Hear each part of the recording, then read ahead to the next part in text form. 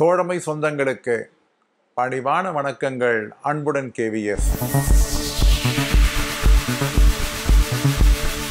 அஞ்சல் இலாக்கா 17/10/2024 அன்று ஆரம்ப சார்ட்டிங் அலுவலகங்களை ஒருங்கிணைப்பது குறித்து ஒரு ஆணையினை வெளியிட்டிருக்கிறது. இந்த ஆணையானது 7/12/2024 முதல் செயலுக்கு வருவதாக அதிலே சொல்லப்பட்டிருக்கிறது. ஏற்கனவே 30/6/2022 அன்று அஞ்சல் இலாக்கா இது குறித்து ஒரு ஆணையினை வெளியிட்டிருந்தது.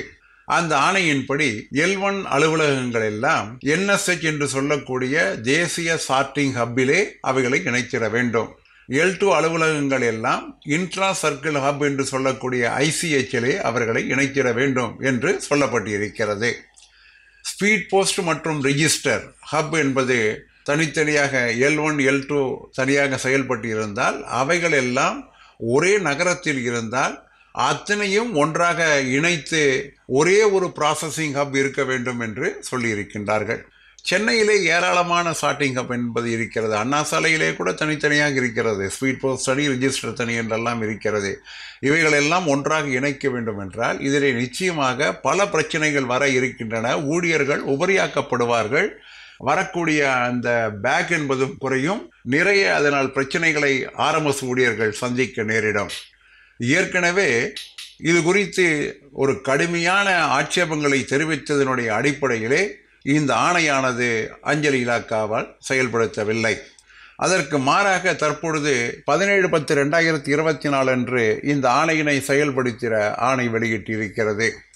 இதன்படி 51 நேஷனல் சார்ட்டிங் ஹப்ஸும் ரிஜிஸ்டர்டு L1 இந்த ஒரே நகரத்தில் இருக்கக்கூடியவைகளும் ஒரே இடத்திலே இருக்கக்கூடியவைகளும் இணைக்கப்படும். அதே போன்று 115 ICH மற்றும் ரிஜிஸ்டர்டு L2 இவைகள் எல்லாம் ஒரே நகரத்திலே ஒரே பிரிமிசஸில் இருந்தால் அவைகளெல்லாம் ஒன்றாக இணைக்கப்படும்.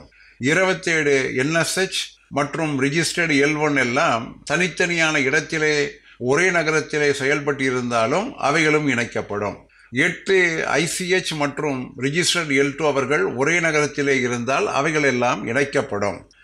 ICH என்பது இல்லாத இடத்திலே 16 ரிஜிஸ்டர்ட் மற்றும் L1 தனியாக செயல்பட்டு கொண்டிருக்கின்றன. 92 ரிஜிஸ்டர் மற்றும் L2 அவர்கள் செயல்பட்டு இருக்கின்றன. இவைகள் எல்லாம் இணைக்கப்பட வேண்டும். 14 NSH மற்றும் 26 ICH இவைகள் எல்லாம் L2 இல்லாத இடங்களிலே செயல்பட்டு கொண்டிருக்கின்றன. அவைகள் எல்லாம் கூட இணைக்கப்பட வேண்டும். இனிமேல் ரிஜிஸ்டர் போஸ்டிற்கும் ஸ்பீட் போஸ்டிற்கும் ஒரு தனியான டிஃபரன்ஸ் என்பது இல்லாமல் இருப்பதால் அனாவசியமான பேக்குகளை க்ளோஸ் செய்வதை தவிர்ப்பதற்காக இந்த முடிவானது எடுக்கப்படுகின்றது. ஒரு காமன் ப்ராசஸிங்கிலே இதை கொண்டு வந்தால் எல்லா NHHம் L2 ஆபீஸுகளும் உடனடியாக இவைகள் எல்லாம் இணைக்கப்படும். அந்தந்த மாநிலங்களிலே L1 L2வை எங்கெங்கு NSH ICH என்பது இல்லையோ அந்த இடங்களிலே எப்படி இணைத்திட வேண்டும் என்பது குறித்து முடிவெடுக்கலாம் என்று இந்த ஆணையிலே சொல்லப்பட்டு இருக்கிறது. நேற்று முன்தினம் கூட வாட்ஸ்அப்பிலே திண்டிவனத்திலே இருக்கக்கூடிய L2 ஆபீசஸை விரைவில் மூட இருப்பதாக செய்தி வந்திருப்பதாக நம்முடைய தோழர்கள் வருத்தப்பட்டு கொண்டார்கள். இது உள்ளபடியே இது மிகப்பெரிய ஆபத்தை RMS ஊழியர்களுக்கு விளைவிக்கக்கூடிய ஒரு ஆணையாகும். இதை எதிர்த்து R3 மற்றும் R4 யூனியன்கள் தன்னுடைய எதிர்ப்பினை பதிவு செய்து வருகின்றன. இந்த ஸ்பீட் போஸ்ட் அண்ட் ரிஜிஸ்டர் இரண்டும் ஒரே ஹப்பிலே இருந்தால் நிறைய பேக் ரூட்டிங் என்பது வரும். மீண்டும் மீண்டும் கையாளுவதற்காக வரும். பொதுமக்களுக்கு சேவையானது பாதிப்பு ஏற்படும், இடப்பற்றாக்குறை ஏற்படும் போன்ற பல்வேறு விதமான பிரச்சனைகள் இருக்கின்றன என்று சொல்லப்பட்டிருக்கிறது. உதாரணமாக ஸ்பீட் போஸ்டும் ரிஜிஸ்டரும் இரண்டும் ஒரே இடத்திலே பார்க்கின்ற பொழுது ஸ்பீட் போஸ்ட் தவறுதலாக, அதாவது ஒரு மனித தவறுகள் என்பது இயற்கை சாதாரணம். ஒரு ஸ்பீட் போஸ்ட் என்பது ரிஜிஸ்டராக மாறி போயிருக்கலாம், அல்லது ரிஜிஸ்டர் என்பது ஸ்பீட் போஸ்டாக வரலாம். இது போன்ற நேரங்களிலே தேவையற்ற விளக்கங்கள், தேவையற்ற பிரச்சனைகளை நிச்சயமாக ஊழியர்கள் சந்திக்கக்கூடும். ஒரு பையை தனியாக ஒரு பிரிக்கின்ற நேரத்திலே தவறுதலாக சென்று விட்டால் அதற்காக ஊழியர்கள் எல்லாம் பதில் சொல்ல வேண்டிய நிலைமை என்பது நிச்சயமாக இதிலே ஏற்படும்.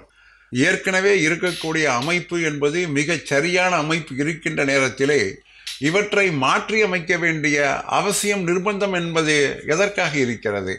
சென்னையிலே இருக்கக்கூடிய அனைத்து ஹப்புகளும் ஒன்றாக ஒரே இடத்திலே கொண்டு வர வேண்டும் என்றால் எத்தனை ஊழியர்கள் அங்கங்கே உபரியாக்கப்படுவார்கள், எத்தனை ஊழியர்கள் இடமாற்றம் செய்யப்படுவார்கள், எத்தனை ஊழியர்களுக்கு என்ன பணி பாதிப்பு ஏற்படும் என்பதை பற்றியெல்லாம் நிச்சயமாக தொழிற்சங்கங்கள் சிந்தித்திட வேண்டும்.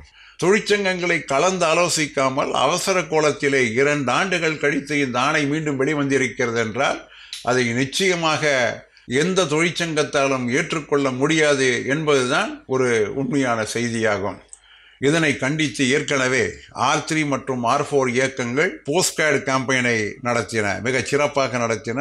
போஸ்ட்கார்டு அஞ்சல் அட்டை இயக்கங்கள் நடத்தப்பட்டது.